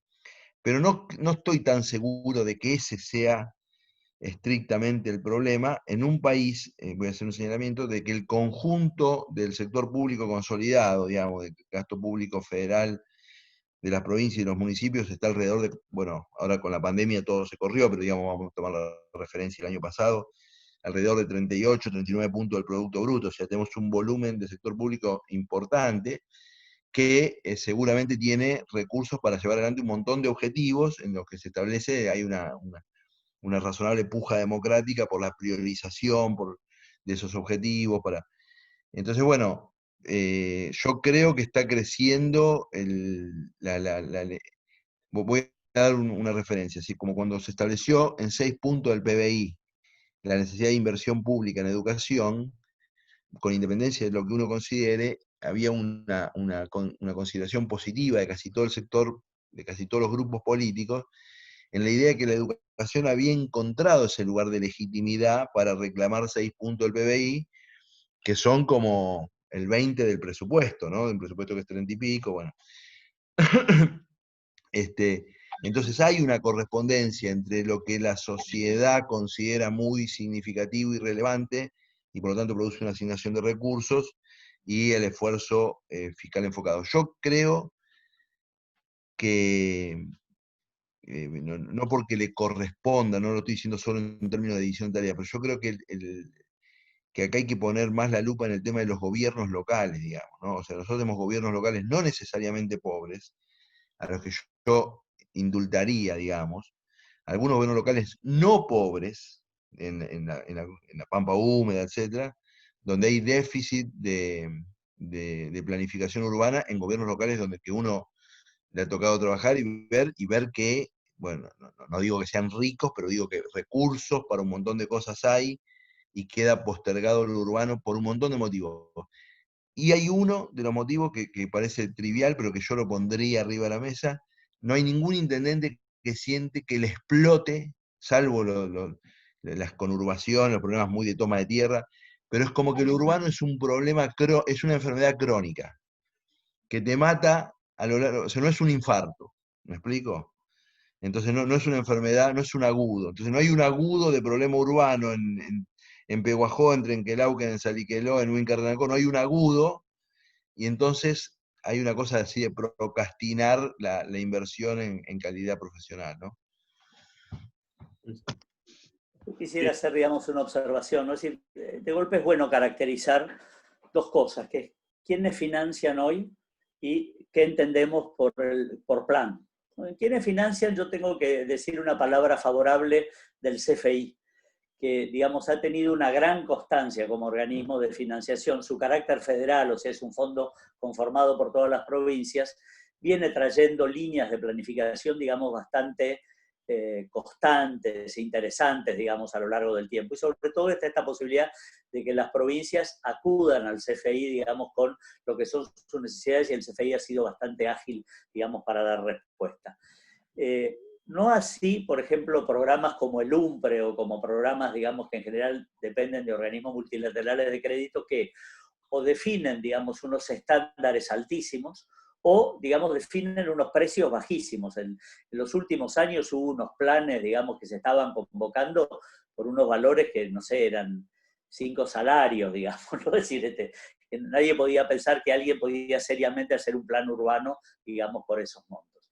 Sobre esto hay que decir que tampoco es cierto que ningún municipio, digamos, pague por los planes. Digamos, en mi experiencia, en los convenios que hicimos, por ejemplo, Almirante Brown o Esteban Echeverría o La Matanza con la Facultad de Arquitectura, en los 3 casos los municipios pagaron el plan y administró, digamos, esos recursos los administró la facultad. O sea que no es del todo cierto que los intendentes no tengan necesidad de un plan y no crean que tienen que recurrir a alguna forma de resolverlo, digamos, que les sea adecuada. Ahora, el otro problema que aparece es qué es lo que entendemos del plan como contenido. O sea, si nosotros miramos, el colegio profesional define con claridad qué es un plan al definir cómo es el honorario. ¿Cómo es el honorario urbano? Está claramente estipulado. Por otro lado, digamos, la ley 8912, por ejemplo, también define qué es un plan urbano. Ahora, en los dos casos, un plan urbano es lo que nosotros, los planificadores, consideraríamos como una antigüedad, digamos, algo que habría que mandar al Museo del Urbanismo. Es decir, porque es un listado de obras públicas y un código, ¿no? Y esta identificación del plan con el código. Es decir, como que hacer un código es hacer un plan. Y, digamos, la realidad ha demostrado que eso se desconfigura enseguida, digo. En cuanto un plan supone participación, ya empieza a incorporar una serie de dimensiones que ya no es el sistema de soportes materiales de la ciudad. Es decir, se escapa del mundo tradicional de los arquitectos y ya no obedece a lo que el honorario considera un plan. Segundo, cuando el plan empieza a ser un plan de desarrollo local, o un plan estratégico, digamos, es decir, ya es una carta de navegación, es un documento mucho más simple, no debe convertirse en ley. Y en este sentido, digamos, es un plan que tiene que proponer escenarios, que propone alternativas, que se va a desarrollar, digamos, a lo largo de un tiempo, donde necesita un acompañamiento, digamos, durante ese tiempo. Y entonces, claro, el producto de ese plan, el resultado de ese plan, queda tremendamente alejado de lo que el honorario, la ley, considera un plan. Es decir, esto nos lleva a dos cosas, o a recortar el plan, la noción de plan, a un plan, digamos, tradicional digamos, de plan maestro, plan regulador, o, digamos, empezar a reformular, digamos, quién tiene competencias para hacer un plan urbano, digamos, para hacer un plan de gobierno municipal, para hacer un plan de desarrollo local. Y este punto me parece que es importante. Muchas veces hay algunos países como España, Colombia, en alguna medida México, que está más claramente acotado esta noción del plan urbano, digamos, a su dimensión normativa y su dimensión, digamos, de decisiones de obra pública. En cambio, en la realidad local, digamos, cada vez más los planes son un instrumento de gestión y diría casi un instrumento de política pública. Y esto, claro, en términos de la disciplina nos lleva a un montón de preguntas respecto de cuál es el servicio que nosotros estamos ofreciendo. Gracias. Desgraciadamente tenemos que despedir a Fabio, que tenía comprometido, doctor Quetlas, tenía comprometido hasta 19:30, así que vamos a seguir con los otros dos panelistas y despedirlo y agradecerle por esta participación. No sé si Blanca querés hacer algún comentario al respecto o pasamos Sí. a la siguiente pregunta. Ok. Sí, creo importante a partir de lo que el arquitecto Alfredo menciona,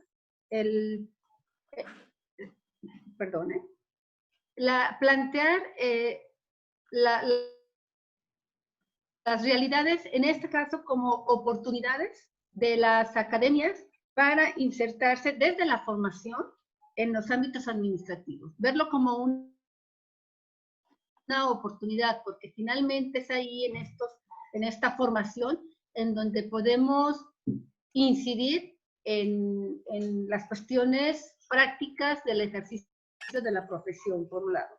Y por otro, el abrir la posibilidad de poner a discusión precisamente de poner a discusión y a estudio esta transversalidad desde la formación académica, porque al final este foro que tenemos ahorita surge de ahí, surge del interés de la academia para ver qué tanto estamos haciendo. En el caso de América Latina, pues lo veo yo como el mejor foro para poder interactuar en estos, qué tan bien o qué tan desfasados o qué requerimos implementar o cambiar en esta formación del profesionista del urbanismo, en todos sus términos, desde conceptualización, desde ámbitos, desde alcances, desde definición, ¿no? Yo estaría terminando esta participación aquí. Ok, muchas gracias. Hay una pregunta de Pablo Roviralta para todos. Freddy comentó que pagaba más hacer encuestas que contratar el servicio profesional de urbanistas. Parece que la inversión en estos profesionales no encuentra repago en los ciclos políticos de quienes podrían contratarlos. Sí, No sé si Freddy, Blanca, ¿quién? Sí, yo lo que estaba diciendo es que justamente eso interpela la utilidad de nuestro pensamiento, ¿no? Es decir, si los intendentes no sienten necesidad de este servicio, quiere decir que nuestro servicio no está siendo útil para ellos. Y como son ellos los que son los responsables de tomar decisiones en la ciudad, los que tenemos que repensar qué es lo que estamos produciendo somos nosotros. Y en este sentido, yo creo que, digamos, yo saco una experiencia que me parece interesante para mirar. uno dice, bueno, los planes no se implementan, pero ¿qué son las cosas que se implementan? Entonces, digamos, yo observo, los intendentes a veces van a congresos, y cuando van a los congresos van a otros países, y cuando van a otros países le muestran algunos ejemplos de cosas realizadas. Y entonces, si van, por ejemplo, a Medellín, digamos, ven el metrocable, ven que hacen bibliotecas y vuelven, digamos, a su municipio con muchas ganas de poner un metrocable o hacer una biblioteca, ¿no? Es decir, digamos, los intendentes tienden a aplicar o a buscar productos probados, ¿no? El ejemplo más claro, digamos, puede ser el Transmilenio, que aquí se llamó Metrobús, ¿no? Es decir, que de golpe vemos que la propuesta de Lerner, que en sí mismo constituye, digamos, un dispositivo completo, es decir, no solamente es un mecanismo de reorganización del transporte público, sino que reorganiza el tránsito, define carriles exclusivos, reorganiza el funcionamiento de la empresa de ómnibus, reorganiza la manera como se sube al ómnibus, cómo se paga el pasaje, cómo se van a distribuir las densidades de construcción en la ciudad. Es decir, marca un paquete de medidas complementarias, digamos, y que los intendentes compran como un todo. Y muchas veces con el aval de las compañías de ómnibus o de los organismos multilaterales de crédito, ¿no? Que los impulsan a tomar estas experiencias virtuosas, ¿no? Entonces, claro, hoy en día vemos que en nuestras ciudades latinoamericanas, digamos, se reproducen muchos de estos productos supuestamente de planeamiento, presupuesto participativo, programa, digamos, digamos, Favela Bairro, o de intervención en villas, programas digamos, de transporte, intervenciones sobre el espacio público. Recién vi que Mora estaba mencionando el caso de Franz Gehry y lo que se le paga a Jan Gehl, digamos, por ejemplo, por una intervención, digamos, de cualificación del espacio urbano. En este punto, este desarrollo de productos completos, digamos, de intervenciones prácticas y que suponen un paquete de medidas, pero que a la vez son productos probados, ¿no? Es decir, un intendente uno le puede llevar una medida muy interesante, pero el intendente va a considerar, ¿y esto dónde se hizo?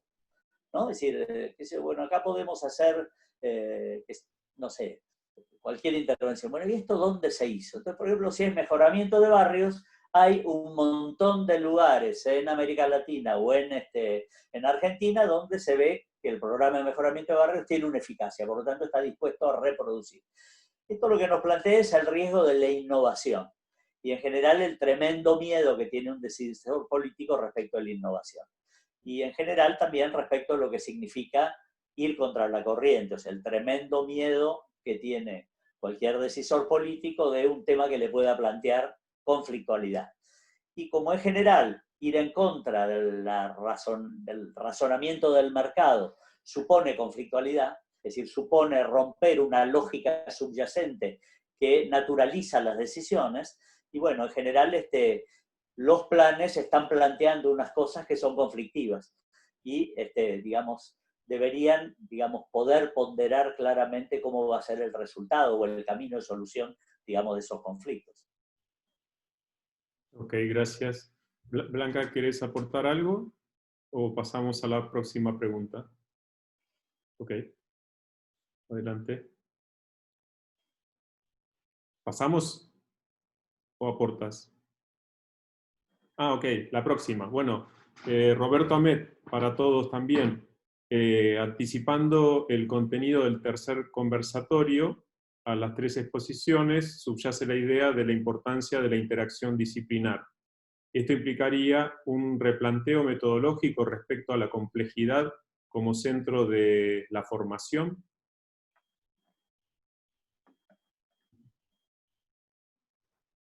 Blanca.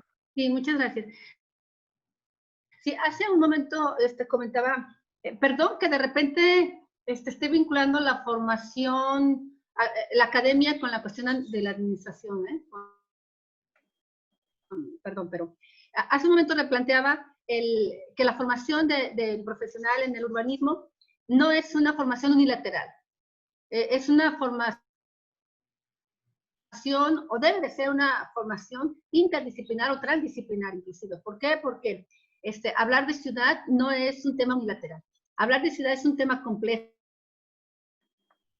y por lo tanto la formación o el profesionista que estamos formando, perdón, pues es también complejo. Entonces es obligado tener esa visión, y en el caso de que no lo tuviéramos sería obligado replantear cuáles serían estas transdisciplinas o interdisciplinas que estén vinculadas de manera obligada, valga la redundancia, en esta formación. Y vuelvo a retomar la temática, estamos precisamente estos medios, esta vinculación, porque también es vinculatorio, nos sirve para conocer las experiencias y poderlas aplicar, sacar lo mejor de esas experiencias, ¿no?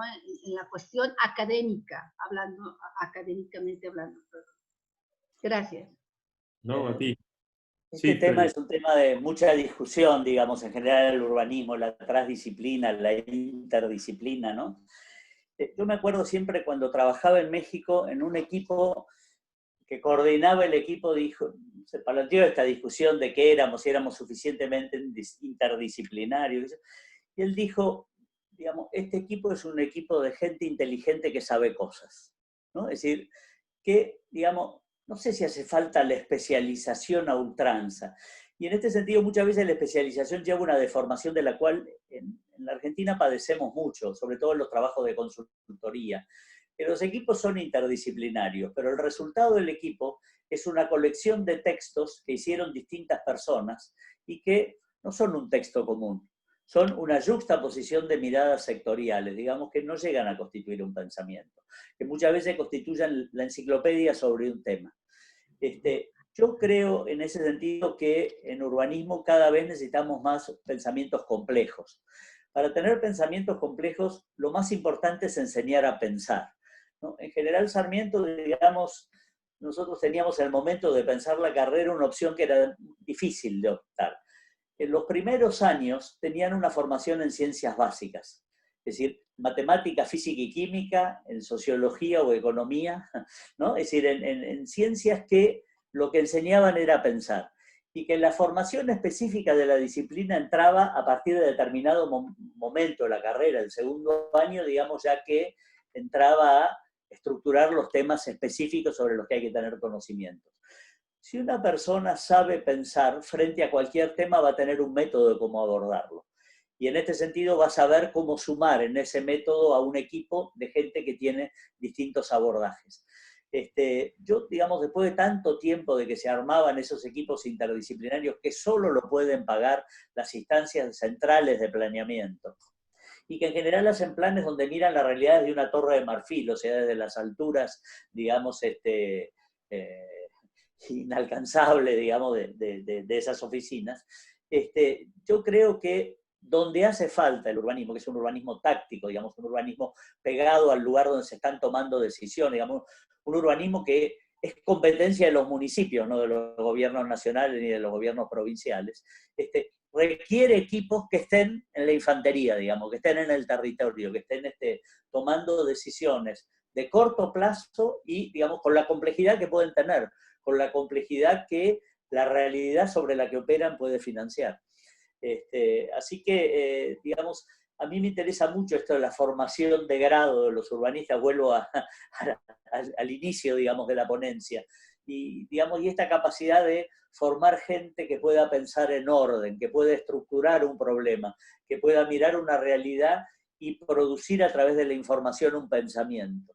Y me parece que esto no es por la acumulación de información, por la cantidad de datos que tengan sobre cada tema, sino por la capacidad para relacionar en su cabeza, digamos, esos datos, y sobre todo para tener un marco conceptual que les permite interpretarlos. Ok, muchas gracias. Bueno, hay un comentario de Marisol que dice que ya sea que lo haga la universidad o profesionales, que supongo que se refiere a los planes, deben de pagarse y es un servicio profesional. Hay una pregunta referida, Celeste Macari, que supongo que es una pregunta local, por ahí la puede responder Freddy, teniendo en cuenta que se está por hacer la actualización del Plan Urbano Ambiental de la Ciudad de Buenos Aires, cómo creen que la universidad puede participar, teniendo en cuenta que hay infinidad de profesionales que investigan temas urbanos hace años. Sí. Hay un primer problema que es cómo ese plan urbano va a comprender el área metropolitana. Es decir, y de qué manera la ciudad se va a asociar a los 40 municipios del conurbano para producir un resultado común. Yo creo que volver a hacer un documento, digamos, autista, no tiene utilidad. La segunda cosa, espero que, digamos, cuando se encare un plan, entra en los problemas, digamos, se anima a decir cosas políticamente incorrectas, digamos, profundiza en los temas que son de debate de la sociedad. No, digamos, suponga al final un acuerdo de cosas que finalmente dicen cosas bonitas, pero no están, digamos, siendo operativo para los temas sobre los que hay que tomar decisiones. En este sentido, me parece que se haga un plan es bueno. Y en este sentido, obviamente ya nadie puede concebir un plan que no tenga amplias instancias de participación. Espero que la manera de discutir los planes no sea con los mecanismos de participación a los que hemos estado habituados los últimos 10 años, digamos, diría, en donde es una gigantesca asamblea donde hay que pedir turno para hablar un mes antes, donde uno tiene un tiempito para hablar y lo que dice uno no tiene nada que ver con lo que va a decir el siguiente y no hay debate. Es decir, creo que más bien los planes suponen institucionalizar escalas de discusión, muchas comisiones que van acompañando el desarrollo del plan, y digamos se parece más al plan estratégico que tiene la ciudad, al que, digamos, siempre se puede dudar de qué tanto peso tienen sus decisiones, que, digamos, a lo que han sido los resultados que hemos tenido hasta ahora de planes urbanos. Y bueno, la pregunta también es si el plan va a volver a poner en discusión el código. Y bueno, y está el perro que se muerde la cola, ¿no? Gracias. Bueno, hay dos comentarios de Marisol también. Si se puede apoyar desde las universidades en México, por ejemplo, a través de proyectos de investigación financiados por CONACYT, se puede hacer ejercicios de planeamiento urbano. También dice que a través de estos proyectos se pueden obtener financiamiento para comprar computadoras, bases de datos, incluso becas para asistentes, porque hacer un plan con muchos recursos, no solo salarios de urbanistas. No sé si quieres hacer algún aporte a esto, Blanca, o pasamos a la siguiente pregunta. A la siguiente pregunta, ok. Perdón. Sí, okay. No es que me quiera brincar, creo que más bien es un comentario que hace... Sí, por eso. Por eso comentario. Okay. Perdón. Gracias. Ahí nada más complementar este comentario que finalmente se hace. Estaríamos hablando también entonces de que nosotros debemos asumir también el ser autogestivos en la cuestión de los recursos, ya sea desde la academia como investigadores o autogestivos como profesionistas. O sea, al final tenemos que gestionarlo. El recurso, acoto, el recurso. Ok, bueno, continúas con la palabra vos, Blanca. María Rosa pregunta. La pregunta recién me gustaría hacer un comentario. Porque, digamos, me parece que es pertinente analizar cómo en medio del planeamiento circula el dinero. Es decir, porque parecería que si vamos a hablar de dinero estamos como bastardeando, digamos, la profesión, ¿no? Como si, digamos, en las profesiones no existiera esa dimensión, sea en forma de salario público, en forma de honorario profesional o en la forma que sea. Yo creo justamente que lo que podemos discutir es si la prestación de este servicio se convierte en mercancía.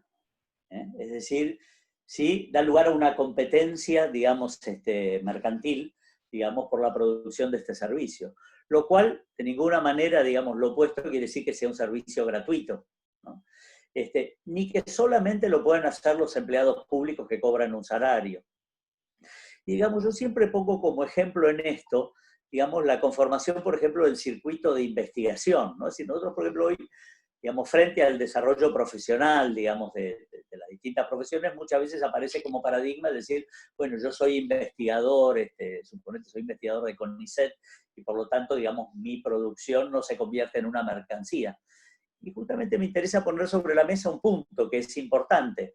Si nosotros vemos los parámetros de evaluación de las investigaciones y de los resultados de los investigadores, un punto relevante es qué cantidad de marcas consiguieron, ¿no? Y esto, sobre todo para la investigación dura, aparece, ¿no? Es decir, cuántas cuestiones de resultados de investigación lograron ser registradas como marca.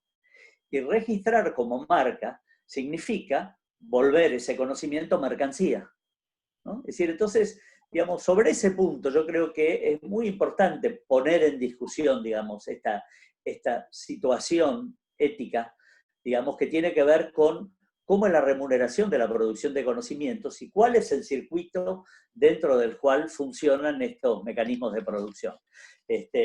Porque, digamos, hay desde una mirada que solo parecería que fuera legítimo producir estas cosas del sector público, ¿no? Y digamos, esto me pongo la camiseta, en general he sido básicamente un empleado público, que solo son, digamos, independientes los pensamientos y solo son válidos los productos que se producen desde la investigación.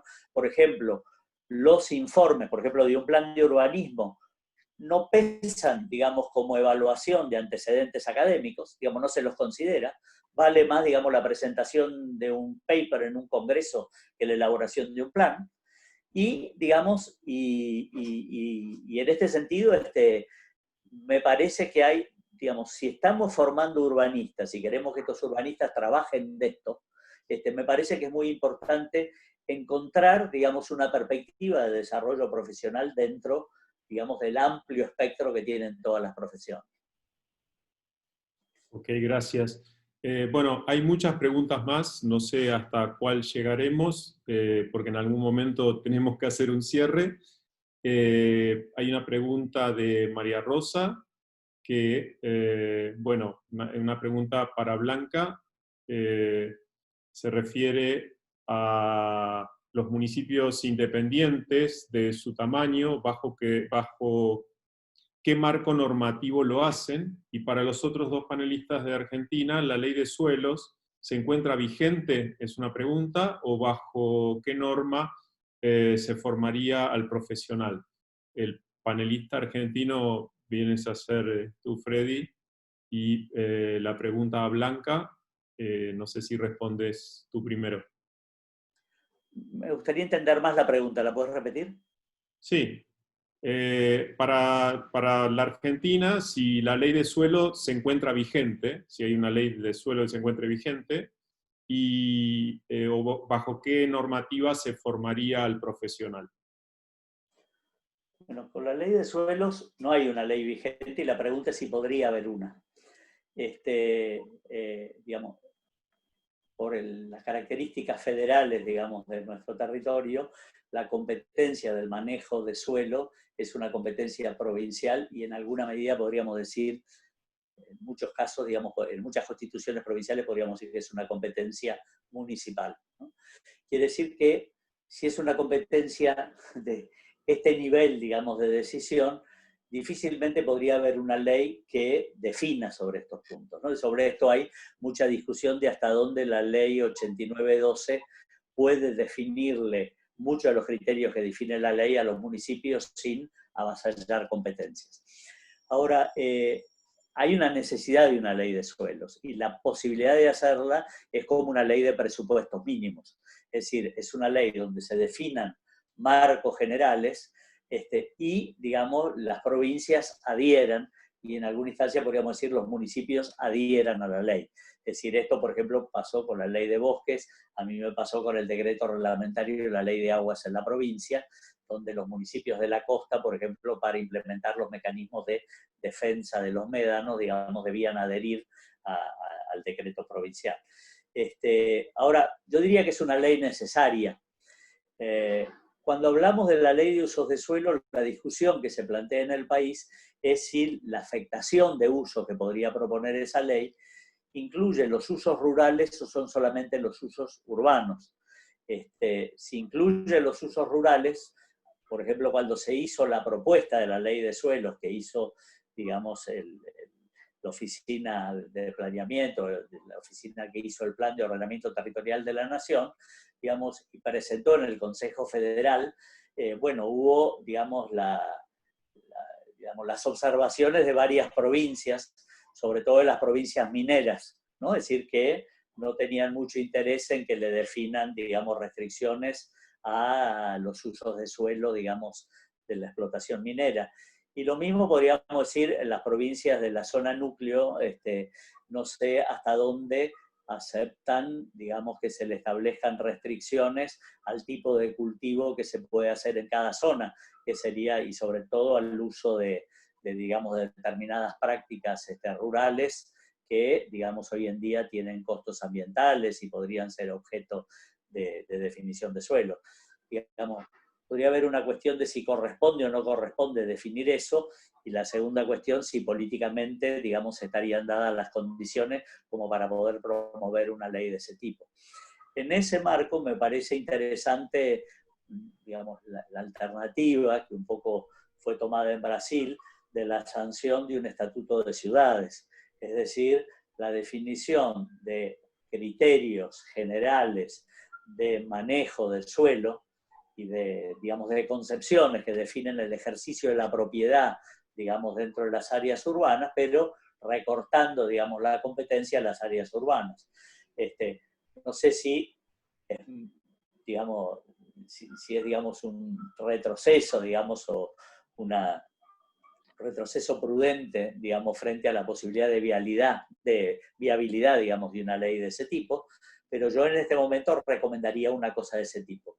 Sé que el Ministerio de Hábitat están trabajando en eso, Luciano Scatolini está intensamente, digamos, trabajando en empujar, digamos, una ley de suelo, sobre todo pensando en el acceso justo, digamos, al hábitat, o sea, facilitar el acceso de los 3 millones de personas que tienen déficit habitacionales, digamos, a solucionar, digamos, estas cuestiones habitacionales. Y esto en gran medida pasa por la disponibilidad de suelo para producir estas tierras, ¿no? Ahora, bueno, es uno de los temas de agenda y yo creo que es el momento de discutir. Ok, muchas gracias. A ver, faltan 10 minutos para las 20, ya vamos casi por 2 horas.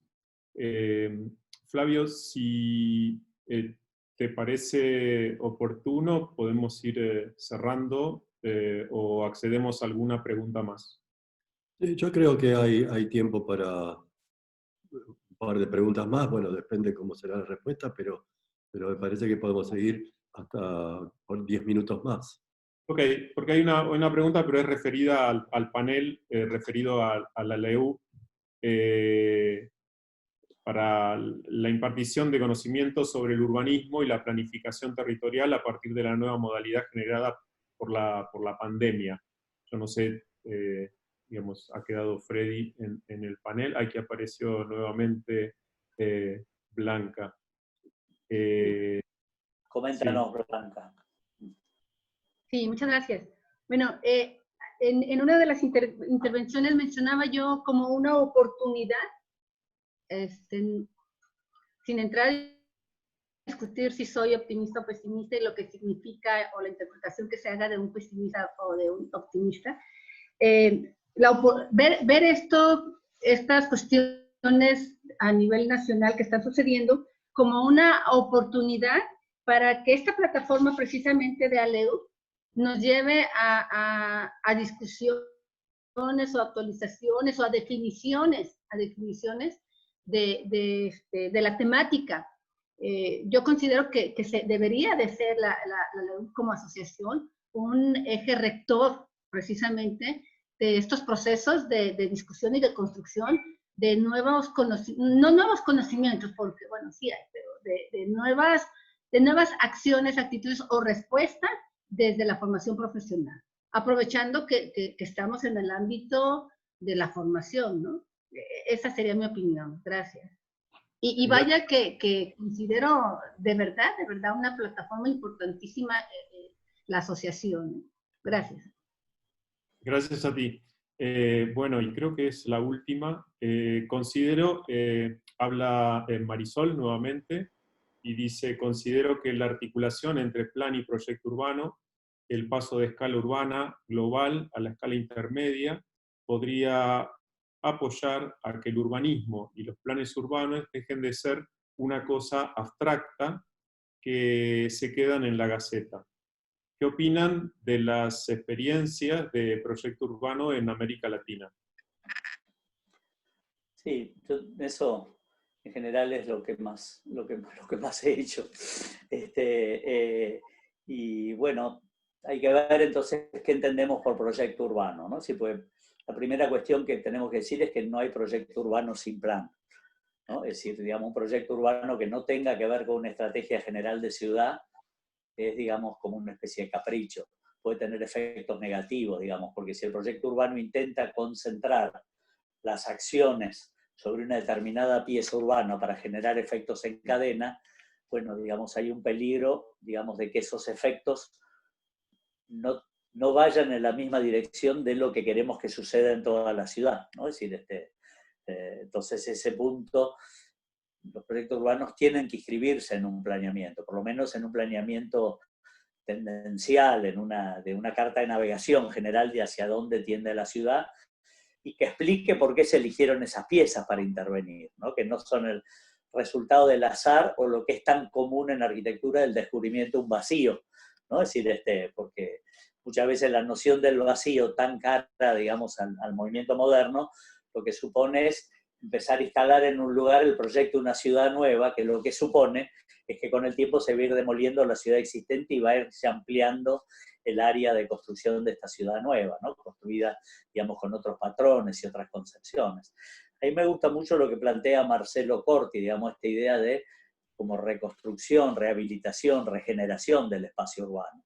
Quiere decir, un espacio urbano que se va trabajando por piezas, que se va cualificando, que se tiene en cuenta lo que existe y se va agregando, reparando, complementando sobre la base de lo que existe, tanto en términos de paisaje como en términos de complejidad, de programa, como en términos de morfología, ¿no?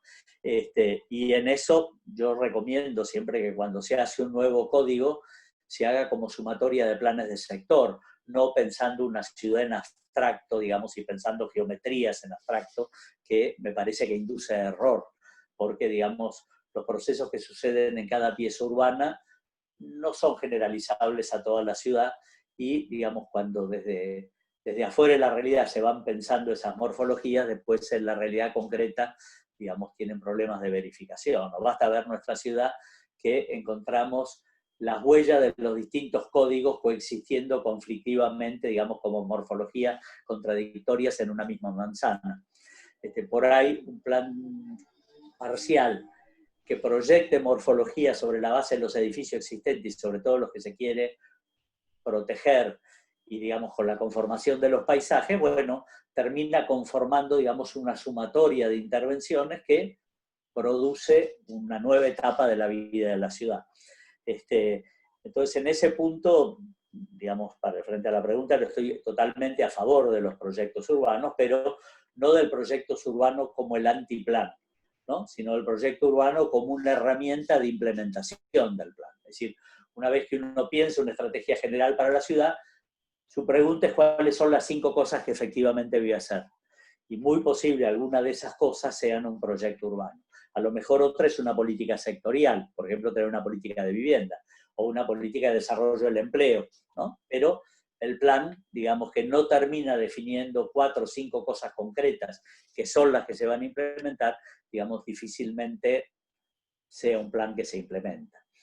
Entonces, bueno, yo creo que el enseñar a hacer proyecto urbano es muy, muy bueno, y en este sentido está claro que es donde la arquitectura se aproxima más, digamos, al urbanismo, ¿no? Es esa escala intermedia donde el equipo de urbanistas necesita un diseñador, ¿no? Y en esto, bueno, Moscato, que está por ahí, nosotros nos hemos cansado, digamos, de hacer proyectos urbanos, digamos, justamente mezclando, ¿no? La habilidad, digamos, de un buen diseñador con, digamos, la necesidad de plantear, digamos, un pensamiento estratégico. Gracias, Freddy. Blanca, ¿quieres hacer algún aporte? No, ok, bueno. Ante todo, agradecerle por los ricos conceptos volcados por cada uno de ustedes, agradecerles el tiempo que se han tomado y este excelente conversatorio que hemos tenido. Voy a pasar la palabra a Flavio, para que nos anuncie sobre el próximo conversatorio que va a llevarse a cabo en 15 días, ¿no? El próximo viernes no, sino el otro. No, el viernes que viene. El viernes que viene. Ok. El viernes que viene, en una semana. Nos vemos una vez por semana. Sí. No, yo quería agradecerles, creo que abrieron como muchísimas posibilidades de discutir las posibilidades de relación entre lo que es academia y lo que es institución, no solamente gobierno, sino también todo tipo de institución, y me parece que depende de la lectura que ustedes plantearon, el pensamiento se va corriendo y la metodología puede ser distinta, puede ser corregida de acuerdo al parámetro que se vaya tomando, ¿no? Desde una formación directa hacia la aplicación de profesionales en la actividad pública, hasta lugares de crítica y de crisis, o de poner en crisis, situaciones que en la institución pública se está llevando adelante. O sea que también se puede poner en una posición de generar preguntas o generar desvíos para poder también producir una evolución del conocimiento. Entonces, tanto en una linealidad como en una contraposición, me parece que esta relación es positiva, propositiva, y que me parece que es un rol muy interesante para que nuestras universidades y los ámbitos de estudio puedan generar esta evolución buscada. Me queda solamente decirles que nos quedan 2 reuniones más, donde la idea es que todo esto genere un volumen de conocimiento, no son independientes, sino que tienen también una lógica de relación integral, porque lo que vamos a trabajar, o lo que se va a conversar en la próxima reunión, es esta condición transdisciplinar, interdisciplinar, o generadora de un conocimiento coproducido, y creo que es muy complementario con lo que se está hablando hoy y también lo que se estuvo discutiendo el viernes pasado. Todo esto, como dijo al principio Carlos, está siendo grabado y va a estar también subido a la página del Congreso que fuimos construyendo y que estamos tratando de generar posiciones para ir complementando, y esperemos que no solo termine acá, sino que nos permita continuar en procesos de conversación, discusión y de producción de nuevas oportunidades de encuentro. Nada más, les agradezco otra vez a todos, especialmente a Freddy, a Blanca y a Fabio, el tiempo y los conceptos y la provocación que trajeron a este diálogo, y bueno, quedamos abiertos para cualquier comentario o cosas que quieran agregar, y si no, nos vemos también el viernes que viene en la próxima sesión. Muchas gracias a todos.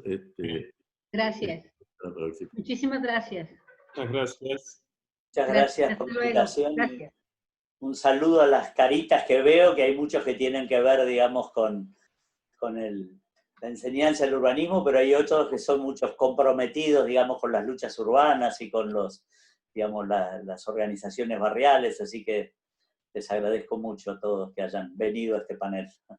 Y a los organizadores también, muchas gracias por darnos una oportunidad de hablar. Gracias a todos. Muchísimas gracias. Buenas noches. Buenas noches. Hasta luego. Gracias.